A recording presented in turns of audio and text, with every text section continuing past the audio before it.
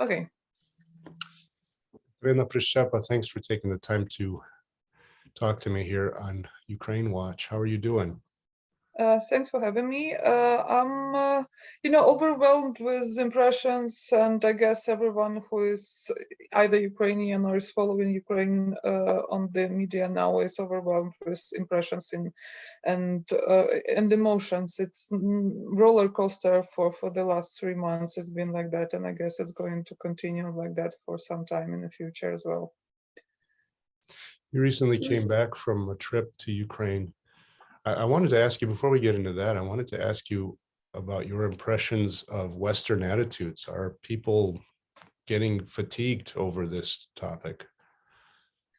In a way, so I'm based in Poland. So in Poland, it's been, as you may know, it's been a very strong feeling of support and solidarity with Ukraine for the last 3 months. But it's actually hard to describe it precisely because, for instance, in Poland, is that people maybe are not tired yet or fatigued with Ukraine, but many observers, especially pundits and public commentators, have been telling for the last 2 months that we are going to be fatigued with Ukraine very soon. So it's hard for me to say, is it already there, or there are fears that we will be burned out very, very soon, and then we don't know what is going to happen to us. But there are at least fears that it's going to be too much for all of us in some foreseeable future.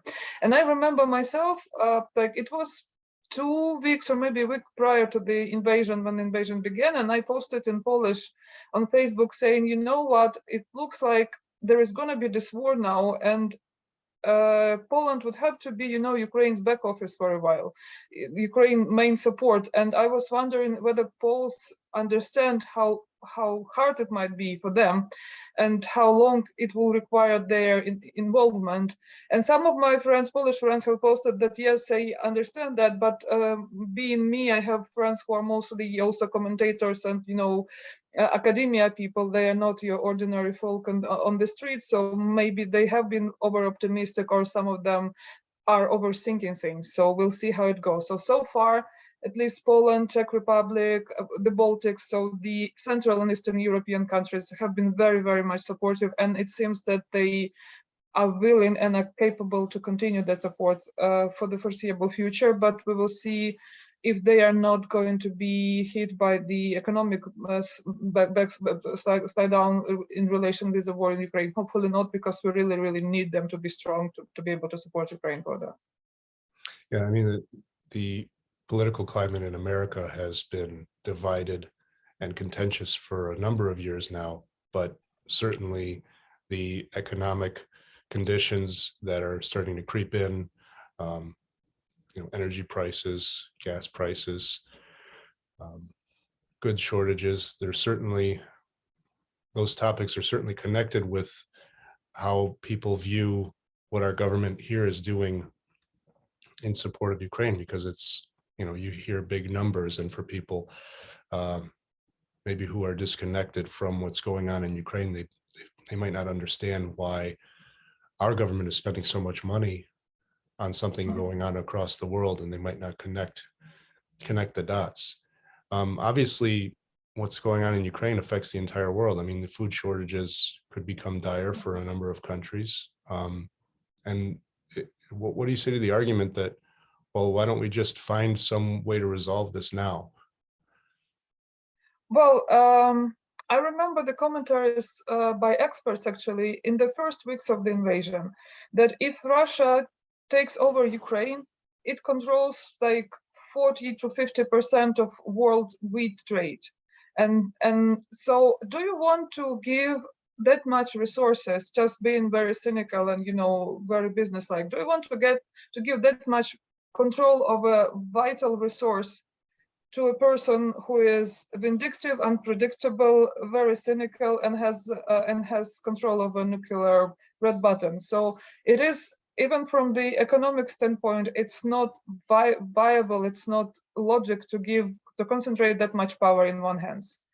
So any sort of resolution which will enhance Russia's power over Ukraine, even if Ukraine doesn't lose its sovereignty, but loses significant parts of its arable lands, significant part of its agricultural production. It's not only a damage to Ukraine, it's damage to the countries dependent on the food supplies from the Central and Eastern Europe.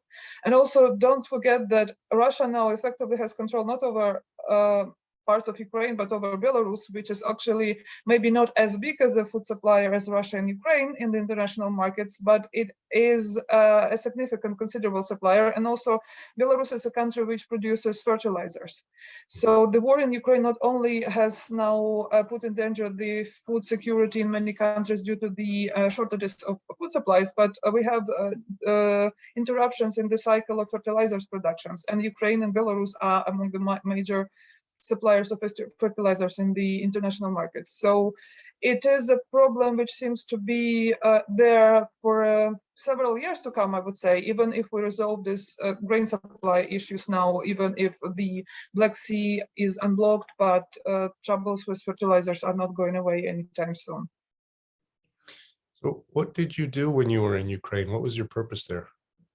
So I was accompanying one of the American correspondents, one of the bigger US media, who was doing a big reporting piece on Ukraine. And I imagine it would be published in some weeks because it's a big analytical report, not on the news per se. And thanks to that, I was able first to meet up my friends whom I haven't seen in a few months. Second, be ask questions. So this is one of my favorite parts of being in media, being a journalist. You can ask questions to people, and people sort of feel like they have to reply to you, or they feel this that you don't ask out of just simple curiosity, that you ask it for some purpose. So I have been able to meet some Ukrainian NGO activists, and including people who are now working to support Ukrainian army, people who are trying to support Ukrainian refugees, all sorts of people involved in the relevant or helping the Ukraine's war effort. And it seems that they are as ready to fight as they ever have been. So at least in Ukraine, there is, at least among the people who are actively involved in support for the Ukrainian army and for the support to civilians, there is no this feeling of fatigue. Some people can be tired physically, but they are not thinking that it's time, or they can afford to be fatigued and to be, bored or disillusioned with the war. And the other overwhelmingly present thought in Ukraine is that we all in Ukraine are very grateful for the Western support to Ukraine that we have received so far, but we would like to stress that we need much, much more. And by coming back to the questions which American citizens may ask of their government, why do we spend money overseas? Well, firstly, compared to other spendings, US military spendings in other parts of the world, it is much, much smaller what US has been spending by until now. Mm-hmm. And given this threat to the world rule-based order which this war possesses, it's not such a big an investment just to support this effort. I remember, I wouldn't be able to say the exact numbers now, but I remember how much it did cost only to deal with the problem of Somalian pirates.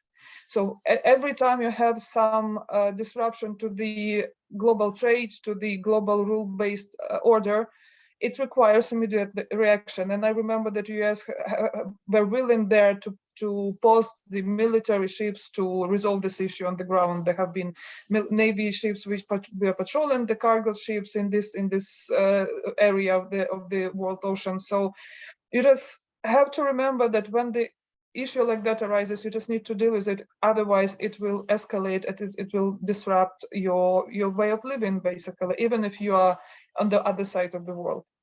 And a situation in Ukraine is much more complex, especially, I would say, from this US standpoint. I would say, given the US involvement in this Budapest memorandum, and given the position which US, I would hope, is willing to retain that position of this world global promoter of the rule-based order in the world. So you mean the United States essentially has a duty towards protecting Ukraine's integrity as a matter, as a consequence of signing on to the Budapest Memorandum, where Ukraine gave up its nuclear weapons for certain promises? Well, yes, and there have been, I'm sure you have been following all those international debates about the role of the Budapest Memorandum and obligation which it might have posed on the signatures to the memorandum. And I remember talking to many lawyers from the EU countries, which said that the Budapest Memorandum is not a document of defense alliance. This has been only a promise of non-aggression, and in this regard, US has fulfilled this promise. But on the other hand, US have been one of the co-signatories among the group of countries, and if the US partners in this particular regard, meaning Russia, who has been partnering with the US to sign the memorandum promising Ukraine integrity, has not fulfilled its duties, its obligations. It, in my view, still puts some obligations on the US, because if US is willing to engage in any similar sort of negotiations and agreements in the future, the credibility of such solution would be questioned, just because we see that it didn't work out in the past with other countries. And yes, and also we could also talk about the future of NATO. We know that many people in NATO member states are now very happy about Sweden and Finland submitting their application to be accepted to the alliance.